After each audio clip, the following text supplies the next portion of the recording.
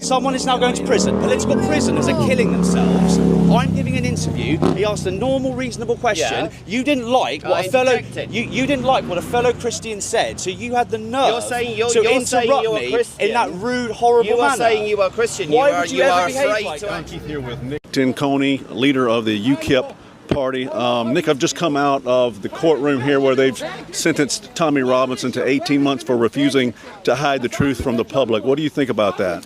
So my understanding is that I've seen the documentary. My understanding is that he said to the world, he said, I'm going to show you what I've learned and what I've uncovered. And here we are now, we're joined with a bunch of patriots who are saying, actually, we stand in solidarity against the politicisation of our judiciary and of our two-tier system under a tyrannical Labour government. So knowing Tommy, he's gone in and he's done what he's done. And what can we say?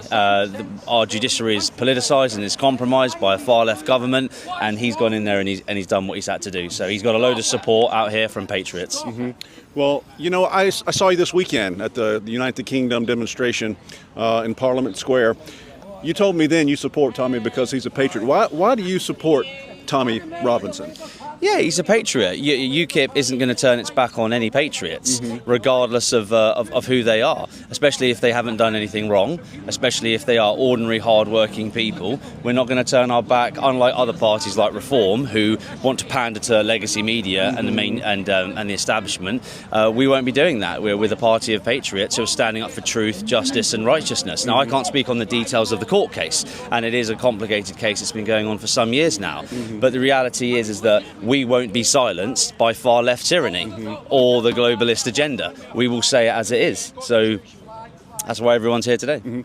We saw this weekend, Richard Tice came out and said that basically he didn't want to be associated with Tommy Robinson and his lot.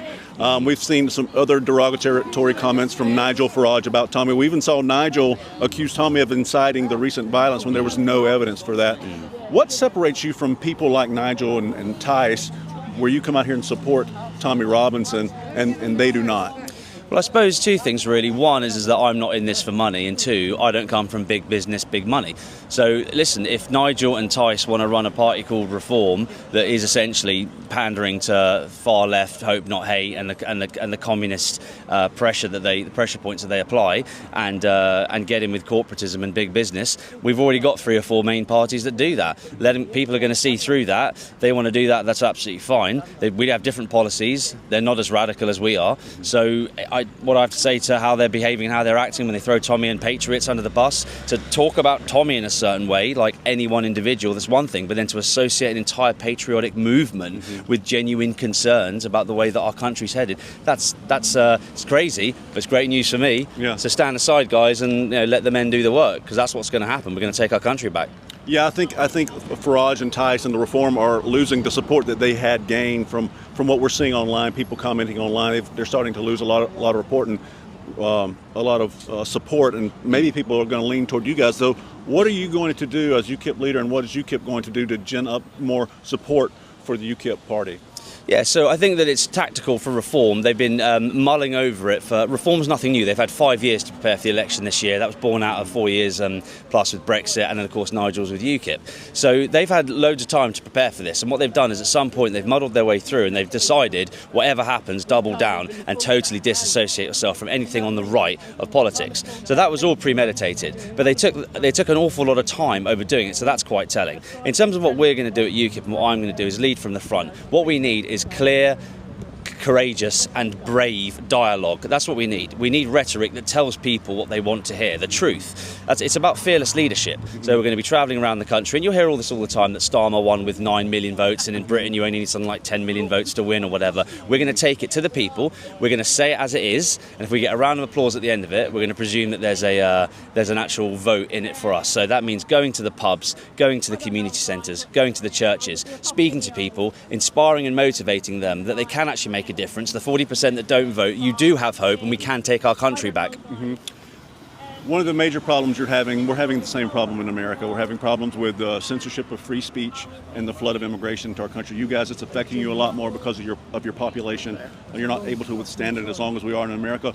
What do you think you'll be able to do as UKIP leader if you get into Parliament? What can you do to stop the flood of legal immigrants in your country and to make sure that every citizen has the right to speak their minds? Sure. So in terms of what needs to be done, there's a forecast. The numbers are always being fudged and they're always new, the ones that are coming out. But there's essentially about 5 million people who shouldn't be here. Call it what you want. Islamist, unintegrated communities, migrants who are here to colonise, those who refuse to assimilate. And then, of course, you've got your illegal invaders as well. So we don't actually know what the numbers look like. But let's say at the moment it's a forecasted 5 million. So these people need to be detained and deported.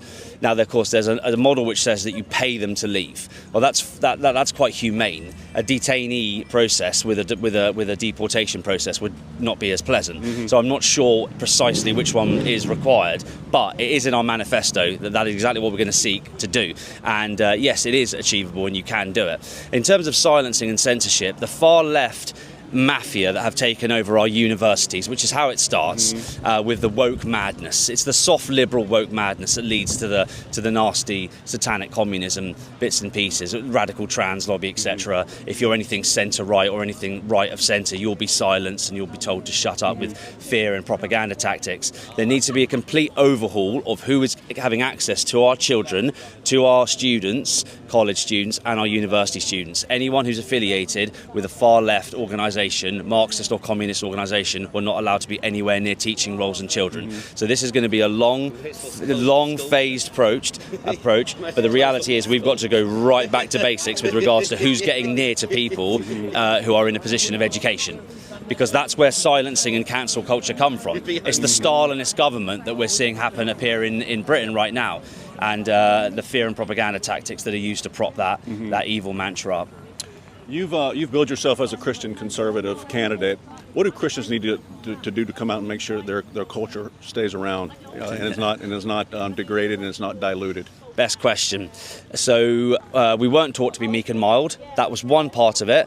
It's time for flipping tables. It's time to get back into the parishes. It's time to get back into the churches. It's time to recognise. It's time to recognise. Are you advocating violence? It's time to recognise. Are you advocating violence?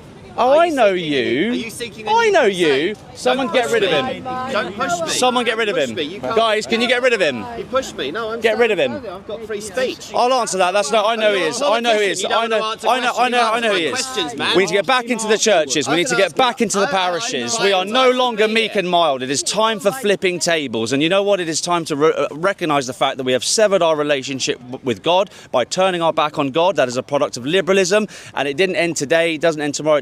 It is over. It is done. We now have to acknowledge exactly how far we have fallen from grace, and we need to make that right with the one true God. Absolutely. God bless you, Nic Tenconi. Good luck to you, brother. Mate. Take care. I know you do that. I know you. You know me. No, we know each other. Yes, we know each other. I'm just asking you a question.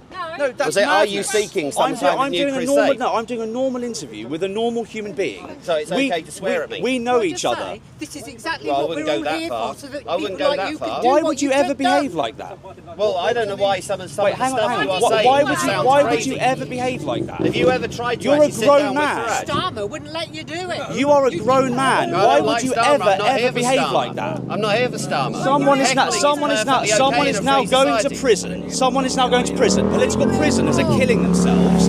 I'm giving an interview. He asked a normal, reasonable question. Yeah. You didn't like what I a fellow interjected. you didn't like what a fellow Christian said. So you had the nerve You're saying you're to saying interrupt you're a me Christian. in that rude, horrible You are manner. saying you are Christian. Why you are, would you you ever are behave afraid like to that? actually.